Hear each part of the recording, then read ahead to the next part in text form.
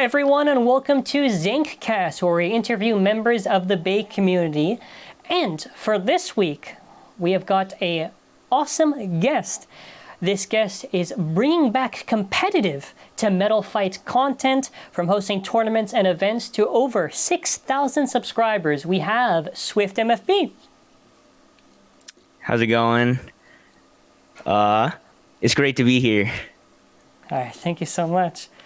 Alrighty, so for the new viewers that are watching right now, just give a little introduction to who you are.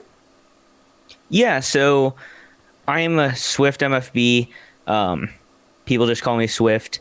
But basically, I am a competitive Metal Fight YouTuber, I guess, and then also a player. So my channel and what I'm interested in BEYBLADE-wise has always been more of the competitive aspect over the collecting.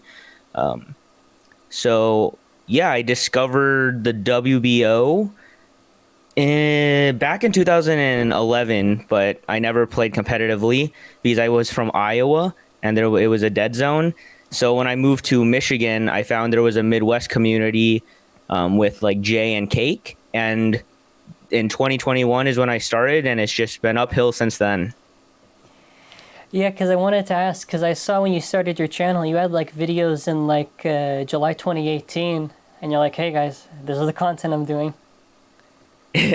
Yeah, I remember I had just finished college, and I saw my Beyblades in the basement before I moved to Michigan. So I whipped those things out, and I started playing with them again. So that's when I started this channel. So I'm a little bit curious, but because a lot of the content for Beyblade is kind of more like the anime, the casual sense. So what kind of really motivated you to do the competitive side? So what motivated me competitively is there was already a lot of creators out there doing anime battles and that kind of stuff. I really watched a lot of WBO Wombat when I first got into competitive Beyblade and learning about Metal Fight, and then he took a hiatus and stopped uploading, and I was like, oh no, what am I gonna do? Because I had a lot of other people who were asking me questions. So that's when I was like, I'm gonna turn my channel kind of into a very basic version of his. So didn't go as in depth, but I wanted to keep it short and simple and just highlight some of the stuff for newer competitive players. I think it's really a good thing what you and a lot of the other smaller creators doing, because for competitive Beyblade, it is kind of ignored. Like it's a core thing of the game, but a lot of times I think never got talked about, or no one bothered to test. Yeah. So next question I wanted to ask was, since it's kind of important for Metal Fight, was a lot of the resurgence that happened. So can you walk us through, for the viewers listening, kind of just the resurgence that's happened with Metal Fight? Because like before it was kind of dead, with Burst, and then after it's like... Yeah. Yeah, so Burst was and has been really popular for a while. I think one of the main things that brought Metal Fight back is actually my friend McFabboy10 on TikTok. I actually remember when I was first getting back into competitive Beyblade, specifically Metal Fight, my wife Serena, she stumbled upon a Beyblade TikTok on her For You page, and she was like, hey, look, this dude plays Metal Fight just like you. So I remember I searched for him on YouTube, and then I hit him up, and we were just talking about it, and he told me he was like wanting to bring Metal Fight back, and I really think it was that initial wave of TikTok and stuff of Metal Fight creators like him that brought more light back to Metal Fight. And then you had people like Eddie H who moved from TikTok to YouTube, and then Metal Fight has just grown a lot since then. Yeah, I think it's really interesting when you talk about it, Eddie especially, because his conversion rate from like TikTok viewers to YouTube is like really big. So I was very surprised to see not only him just like have TikTok to YouTube, but also to just have such a large viewer base. Like it's very impressive, because for what like he his does, YouTube viewer base like is bigger. Above, I would honestly say above any mainstream YouTuber, because I was just checking his views. He does a very good job, and for something like Metal Fight, it's like that's pretty crazy. Yeah, and I think a lot of it has to do with the formatting of his videos, because he makes interesting videos where it's not like directly based towards competitive players, but he adds like some competitive aspects to it. So it's just overall pretty interesting for both competitive and casual players. Yeah, so the next thing I want to ask, because it is kind of important, is that you're a tournament organizer on WBO. So I'm kind of curious on what led you to become an organizer and just your experience on that. Yeah, so mainly the main tournaments being organized around me are about 4 hours away. So traveling to those every time was getting pretty tiring and expensive. And so I decided that I wanted to start hosting here in Michigan, because I heard from Cake that Michigan used to be actually a pretty popular scene. There was a lot of older players who are no longer there. So I knew we might have the player base. So yeah, and the best way to get the formats and the tournaments you want is by hosting them yourself. So So the next thing I want to ask, since maybe some viewers watch here know about Metal Fight. So just to give some context, WBO, fan run organization, all that stuff, they do have different formats for Metal Fight. So if, let's say, someone wants to get into the WBO, they want to do Metal Fights, maybe they got some bays, what would you say is the best format to get into if you're like a Metal Fight fan and you want to just start going to events? yeah, so I would say the best format by far is Metal Fight Limited. It's the most diverse format that I think really Beyblade in general has. Metal Fight and on, I guess I should say. And then it's very budget friendly. So I think for $50 to $100, you can get a very competitive deck, because, a lot of like newer players will go to a tournament and all the top players will have these expensive combos that, they can't get. But for just that low entry, the barrier of entry of cost, they can get a very, very competitive deck. I think that's very good to mention. Also, resources, because Metal Fight's not that easy to get. Like,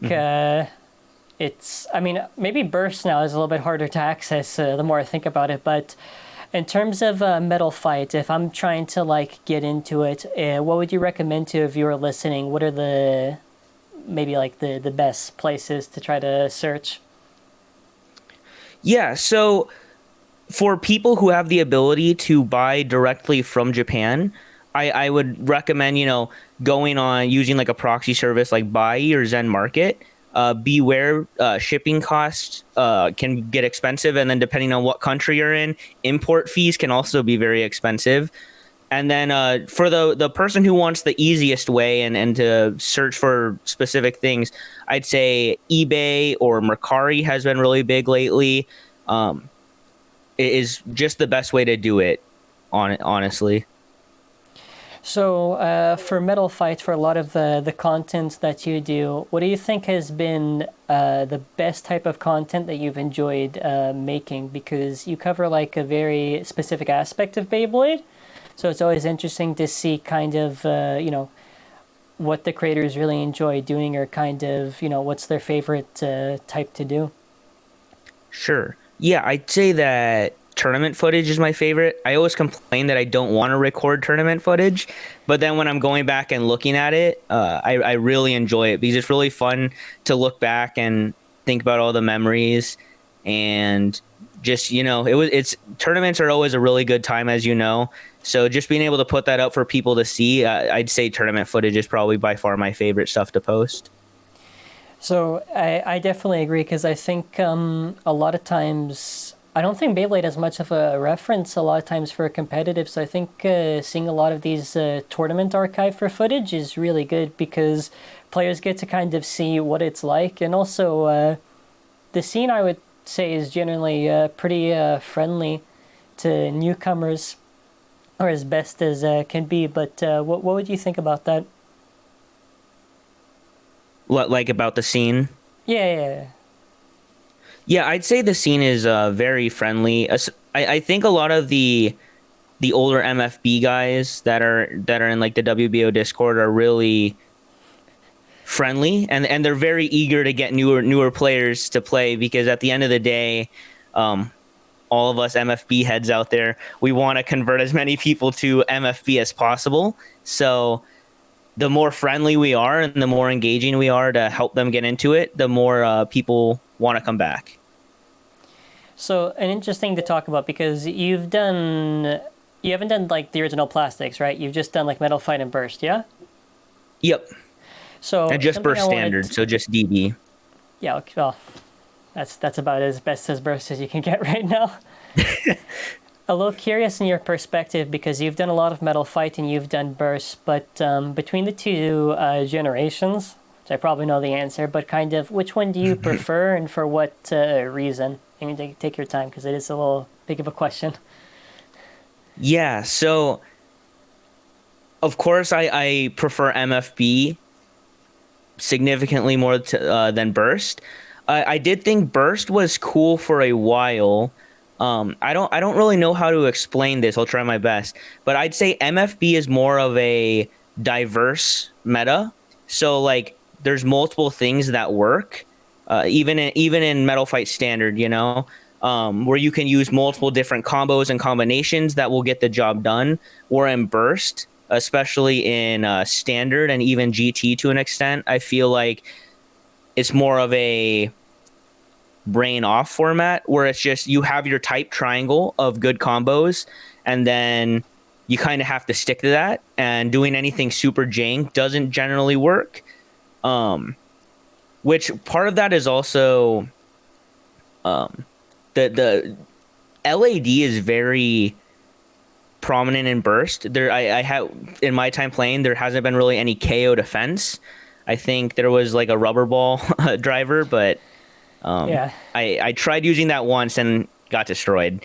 So in MFB, like, rubber defense is very strong, and then also MFB has height matchups, like height variation, which adds a lot of different variety to the game and different flavors, which I really, really like, because you can't just do smash attack. You need to think about upper attack and making sure your combo is low enough or tall enough, And I think that opens a lot of diversity, and you have to really think about what your opponent's going to use. Or in burst, you can kind of run guilty on extreme dash, and it can kind of cover everything. Yeah, I think a lot of what you said is true. I think a big difference in burst and Metal Fight is that Metal Fight quite literally has like a lot more options. Like, I think maybe DB maybe has like almost as close as many parts as like a Metal Fight Blade does, but I think a lot of what comes down to burst is the bursting mechanic itself is kind of a restriction already there, because when you look through every legacy format, there could be something that has like a good shape, but then after, if you try to use it, well, the teeth aren't good, so then after you explode and die. So what happens is that, like, for a lot of burst stuff, the mechanic works against itself because there's no balance. Like, what I mean by balance is like, it's not like this specific type will always have this type of teeth, or this will have this, like, sometimes, but I feel like Metal Fight generally was in the right direction for what it is, and even just like options, like you were saying. Yeah, and I would like to throw in just really quick that I really actually enjoyed the burst standard meta, like stamina meta, until Bearing Drift entered, because there was a lot of really good stamina options. You had like Moment and Drift and Bearing Dash and High Extend plus Dash. You know what I mean? Yeah. And then once Bearing Drift entered the chat, it kind of went really one-sided. Yeah, I think that comes down to balancing too. I feel like Bearing Drift was such an odd part that they did. Like, it makes sense because you mentioned a lot of LAD, and just to give context to the viewers, is just essentially stamina. Like, stamina. And what happened with Burst is that their direction is more stamina-oriented. There is attack, but not attack. It's like, we're using attack layers, but like on a stamina setup, and that comes down to like the DB Stadium, which is what Japan shifted to, which is a little surprising because it's It's like the second time now that I can recall where TAKARA TOMY had such a big, like, drastic change, because in Metal Fight, there's the BB10, the Golden Stadium, and then after they, like, okay, here's the 0G Stadium. Instead of, like, the normal KOs, you gotta, like, shake the entire Sway thing. attack, yeah. It's very, very odd how they do it, but I feel like Burst, they might have done a little bit more of an effort, because I can't recall that many times that TAKARA TOMY did bans in Metal Fight. I'm not too sure if you know about any bans they might have done, other than, like, I think Libra? Yeah, since I'm fairly new to competitive Metal Fight, actually, I never kept up with like WBBA events, so I'm not sure if they did do any bans. I didn't even know if they banned Libra. Yeah, Libra was the pre-hybrid wheel was just very heavy for its time. I'm pretty sure it was something along the lines of that. I think with Burst they're a little bit more considerate, because, well, at least early on, not now, because now it's so different, but in Burst they banned, like, the Death Scyther, the second Death Scyther, I think it was, like, Garuda. But speaking of bans, relating this to the WBO, in terms of banning parts on a type of process, what are some parts that you've looked at where it's been a very tough debate on whether or not to keep it, and ultimately, like, not like what the WBO thing, but what would you think would be, like, how you would handle the parts ban stuff, and kind of just looking at that, because that is a very important aspect to the meta, kind of balancing it. Yeah. So one thing I will say is I personally believe some people are too quick to want something banned. Like, it will have one really good tournament showing, and then they'll be like, oh, it's too good. It will. I think that's why Dark Knight got banned initially, I want to say, is because it did very good against Flame 230. And at the time, Flame 230 was like the end-all be-all combo. But Beyblade is one of those games where you have to adapt and do multiple things. So if people, I think it's good, I've seen some things post on the WBO of things going on the watch list, which is, I think, before banning, that is very good to have it on the watch list and watch it through multiple events. I know that you guys, I don't think you were able to go. Toronto did just do a Libra unbanned event, and did they do Dark Knight 2 unbanned, or just Libra? There was a separate one that was a Dark Knight that I can recall, but yeah, Toronto, Dan and Abelia have been both hosting test events. Yeah, it's been really great. It's been cool to hear their input. But yeah, basically, that I just feel like bans are good. It's always good to have a healthy meta, because that's what we want. It keeps the game fresh and fun. But I also think there needs to be a difference between adapting to something and then insta banning it. So I think a very good point you made was the idea of adapting. I think a lot of times when it comes to Beyblade, I think people don't want to do the testing, and they'll kind of understand that. They'll just look at the parts. They'll say, "This looks too good." So that's why I was kind of complimenting before, because I think it's very good to have YouTubers like Shindog, Dan, Wombat, like we've talked about, do this, because a very important thing is just seeing how something performs. Like, to give you some context, to Burst, like, it was terrible. Like, nobody. I think I was, like, the only one who decided, well, okay, no, there's other people like Blade Kid, but I think more recently, I had to torture myself to all the HASBRO stuff, because, like, no one wants to do it. So a lot You're that guy. You're the one everybody looks to test that stuff. Yeah, because with Burst, it's not as exciting as Metal Fight. Well, actually, in fairness to Metal Fight, it does depend. I don't know the longevity of like a Metal Fight battle compared to a Burst, because I think Burst is generally like shorter. No. It depends. If you're testing LAD matches, Burst is longer. Okay. But anything else, yeah, I'd say Metal Fight is usually longer.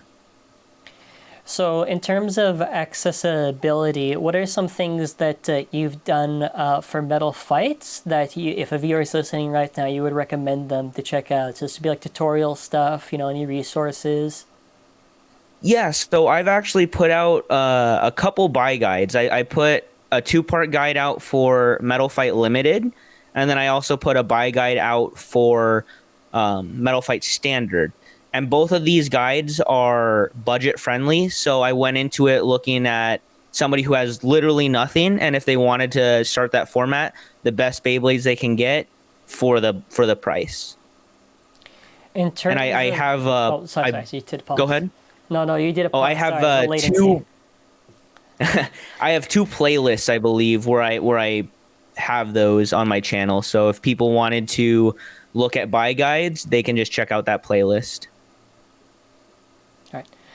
I was gonna talk about the adapting thing because you mentioned that if, let's say, I'm a new player and I really want to get into competitive, and let's say, I don't know, let's say I just have limited resources, right?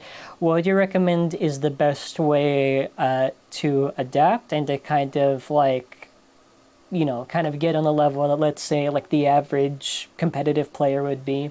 Because you've been in the game pretty long for Metal Fight and you've been able to help a lot of newcomers. So I think it'd be interesting to hear what you have to say for that. Yeah, so if you're new and you have like a limited budget and resources, what I always recommend to people or kids that I see at my tournaments are very specific combos. So do your research. Like if you can only maybe buy one Beyblade a month or something, you want to make sure it counts. So don't just go and buy something for that would be good for your collection that doesn't have any competitive parts. If you're wanting to take competitive Beyblades serious, you're going to want to look to buy Beyblades that have the best competitive parts. And that's generally what I try to recommend. And to buy secondhand, at least for Metal Fight, buying secondhand is so much more affordable than buying brand new stuff, and that's if you can avoid Midfakes. Yeah. But like authentic new in box Metal Fight is super expensive. So if you want to buy it used, it is so much more affordable.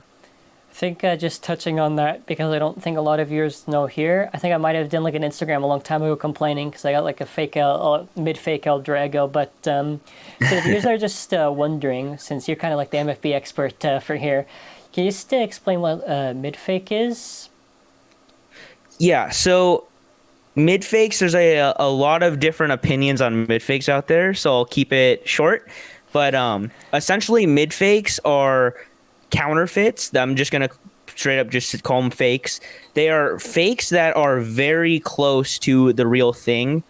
So they even have TAKARA TOMY logo on their boxes, but the material used and the material used are very similar as well. But they'll have molding issues. They'll have significant weight differences, whether more or less, generally less. Plastic qualities are usually worse, and then the rubber qualities are always like way worse.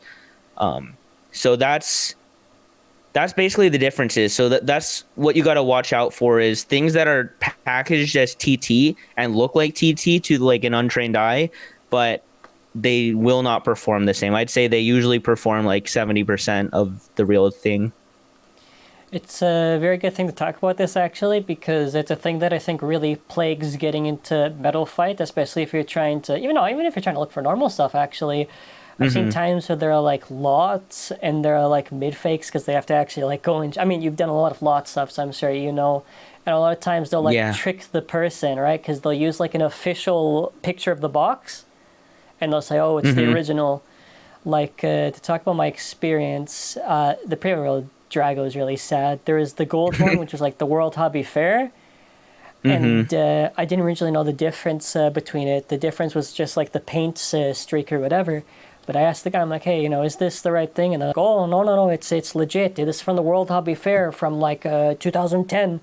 Lo and behold, I get it. And it feels weird. Like, I don't know. It's a very hard thing to describe. Like, you hold a mid-fake, it doesn't feel right. I don't know if that makes sense how I'm saying it. Like, you'll hold it. Yeah, I don't know if it's the paint that they use or what, but there is, it feels cheaper. I know that sounds ridiculous because, you know, they look so similar, but you really can kind of, at least if you have the real thing too, you can definitely tell the difference. So I think a good thing you mentioned was a resource. I think generally they're basically, you get like a stock image and you just hold it up to next to the stock image. I think you can probably see, because a lot of times there are misprints on like the tattooed faces. Like they'll sometimes do too bold of the lines, and the stickers too, actually. The stickers, I believe there's like a printing. Sometimes they're off center, sometimes just the texturing. Well, the corners on the face bolts a lot of times will be a little rounder. So where a official Hasbro or TT face bolt will be like very sharp corners. The Midfakes are usually a little bit more puffy. In terms of resources, I think something that's good now that we finally have is the WBO Discord has an authenticity chat. So that kind of saves a lot of the other chats when somebody has to ask, is this real? It is a very scary thing. Yeah, one thing of advice, if you're buying a new and packaged Beyblade and the image is a stock photo, just assume it's a mid fake. Like 99% of the time, it will be a mid fake. So something else I want to touch on with Metal Fight, and this is something kind of relevant even in bursts, is the idea of parts fragility. So what I mean by this is obviously these bays don't last forever. You know, burst, it's even worse, because burst, the teeth wear down. I mean, like in legacy formats, they're greatly affected because, like, if your teeth are dead, you can't use the layer. But yeah, I was kind of wondering your insight on this, you know, to viewers. So in terms of like part fragility, so like breakage or anything like that, do you think Metal Fight suffers from that, or is it like to like some extent? You know, I'm a little curious in this because to new viewers that are listening that are maybe wondering about this and wondering, okay, well, I'm not getting that one because I don't want it to like my hand. right. Yeah, so there is one major breaking point to Metal Fight, and that is actually the face bolt. So the whole mechanism that holds the Beyblade together. The best part about that, though, besides burst, is that face bolt is generic to every Metal Fight Beyblade. So if one face bolt breaks, you can replace it with any other one, and every Beyblade comes with a face bolt. So that is one really nice thing, and the way it's designed is where the face bolt will break before anything else will, which saves the rest of the Beyblade. I personally haven't had many issues with face bolt breakages. I know some people claim that they break so often, but in the decade that I've like played Metal Fight, I've only had a handful. I like probably like less than 8 face bolt breaks, and most of them actually come from Flame 230 because it's tall and things hit it up. But then otherwise, H145, if you guys know what that track is, it is just a... Yeah, no, you take it away. Sorry. Yeah, it's just a plastic like horn looking track, and it hits very hard, but it is also like the most breakable part. But besides that, I think that a lot of people agree with me when I say that Metal Fight is the most durable system out there, and will greatly outlast a lot of the other formats or a lot of the other systems. I think for breakages that I got was maybe like the CH120 because of the design of it and like a metal face. But yeah. Just since we're getting, I have to do this every single time at the end. I got to ask the question because we're closer to 321. In terms of a 4th generation, what is, since you know you've experienced Metal Fights and bursts, what are some things you would want to see in the 4th generation? Whether that is gameplay aspect, design aspect. I think it's very interesting to ask this because everyone kind of has their own experience with different generations, so they kind of have their own preferences for the design. Yeah, so for the 4th generation, I really don't care if it's plastic contact points or metal contact points. I don't want a gimmick like bursting to where the Beyblade comes apart, because any more RNG that can be added to a competitive game is just not good. I would also like them to add height variance again, to where you can change the heights of tracks. Like I really did enjoy Drivers, but I wish that there were ways to like change the heights of those drivers. Like I know burst had like high mode and low mode. Does not really the same thing though. But yeah, that's my main thing. I just want a solid system that doesn't break or burst, and then different heights so you can play with different strategies.